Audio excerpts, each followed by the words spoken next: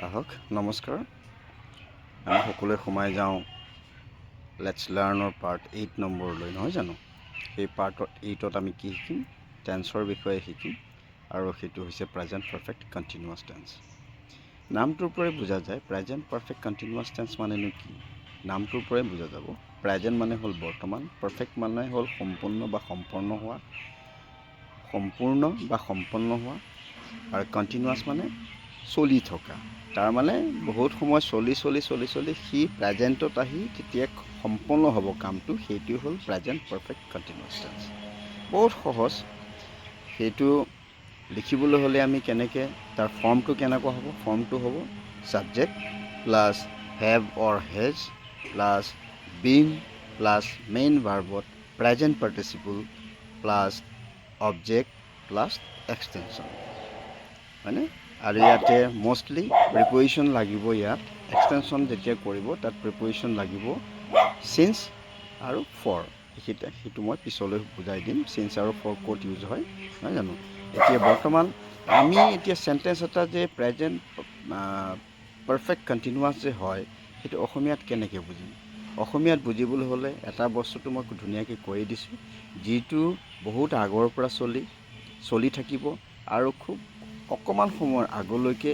চলি আছিল আৰু সেইটো অকণমান সময়ৰ আগত কি হৈছে সম্পন্ন হৈছে বা কামটো বা সম্পূৰ্ণ হৈছে সেই কামটোকে আমি কি বুজাব লাগে নিয়মত প্ৰেজেণ্ট পাৰফেক্ট কণ্টিনিউৱাছ টেন্স বুজাব লাগে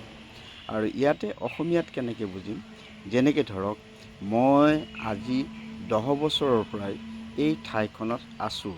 নহয় মই আজি 10 বছৰৰ পৰাই এই ঠাইখনত আছোঁ এনেধৰণৰ বাক্যবিলাক সাধাৰণতে প্ৰেজেণ্ট পাৰফেক্ট কণ্টিনিউৱাছ টেন্স হয়নে I have been staying here